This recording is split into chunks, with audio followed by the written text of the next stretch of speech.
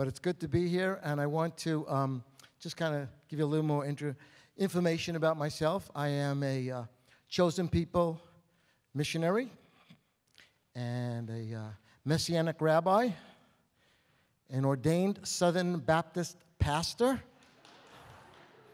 I knew that would get a hand. Doesn't usually get a hand, but most importantly, more important than all those titles, is I am the son of a very confused Jewish mother, okay? So that's what's really important. But I'm not confused. A lot of our people are confused, unfortunately. Anyway, my story here begins a long time ago. I'm not going to go boring you back to the New Jerusalem in Brooklyn and Crown Heights where I was born. But I want to bring this story a little more recent. About 14 years ago, almost to the day, 14 years ago, in this room, in this building, at a conference very similar to this, my wife and I came from New Mexico, glorious New Mexico. We lived in the land of Eden, okay, basically out there. And we came back here to New York City for a conference that this man put on, along with some other people here, called To the Jew First in the New Millennium. 1999, Carol and I came back here, and something terrible happened at that conference. I met Mitch Glazer. And Mitch said, leave your wonderful lifestyle in New Mexico. Leave your children, leave your country club, leave your desert, leave Eden, okay? We were thrust out almost, okay? And he said, why don't you come back here and start a congregation? That was 14 years ago. About a year and a half after that, we purchased tickets to come back here to New York, and we were supposed to land right before Rosh Hashanah for our first service here in New York City. Right before Rosh Hashanah, 2001, okay? If you remember, that was about 1 week exactly after post 9/11. We had tickets that were bringing us here on September 15th. Nothing was flying into New York City. We were in Houston all day long trying to get back here to New York City on September 15th, 4 days after 9/11. We were all there all day. Finally, there was an announcement over the loudspeakers in the airport in Houston. It said, Houston, we have a problem. The Fenchels are here and they want to get back to New York. Amazingly, the Lord got us back here. That next week we spent here in New York was amazing. We did ministry on the Upper West Side of Manhattan. If you remember right after 9/11 what this city was like. We led some other people. We worked on the upper West Side of Manhattan, and we knew that the Lord was calling us back here to the Upper West Side, the most thoroughly secular Jewish area in all of New York City. If you're reading your Pew studies, and recently you understand what the Upper West Side of Manhattan is like. That's where the Lord was calling us. And, well, if you don't know New York City, I'll just tell you, we call it Seinfeld country, okay? The footprints of Woody Allen are all over New York City up there. And the Lord wanted us to have a testimony up there, a testimony of his faithfulness to his people.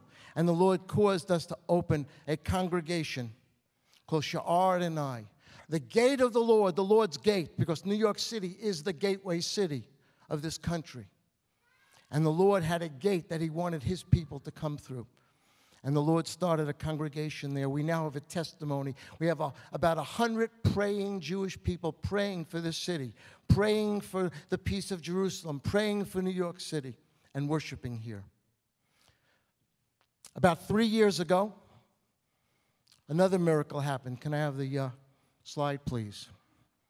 About 3 years ago, I found myself on an operating table in Lenox Hill Hospital on the Upper East Side. You should never go to the Upper East Side if you're an Upper West Side guy, okay? But I was on this operating table, and the doctor there sounded almost like, you know who Miracle Max is? Okay? I'm afraid he's mostly dead. Well, that was true. I was mostly dead. After a 6-way heart bypass that just about took me out, 7 days later, the Lord raised me up miraculously to continue the work that he had for me. This painting is a very little known painting by Van Gogh. This painting was in my recovery room. It is the harvest.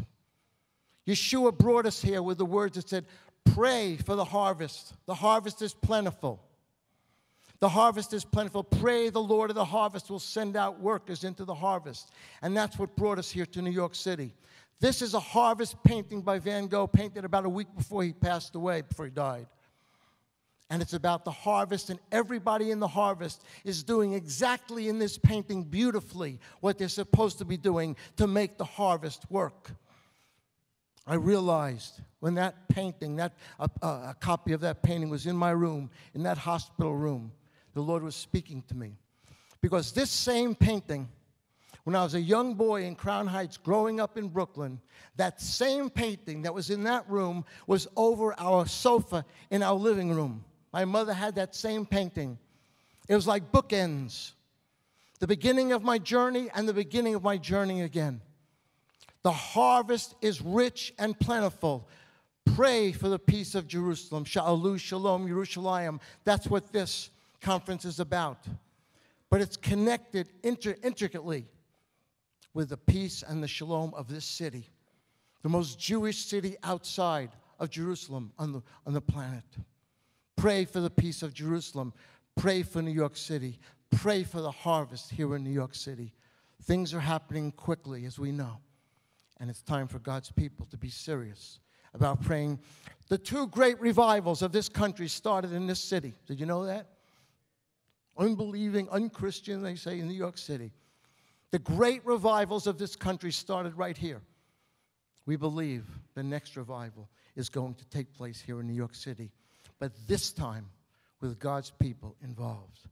Open the gates of righteousness, and the Lord's people will walk through it.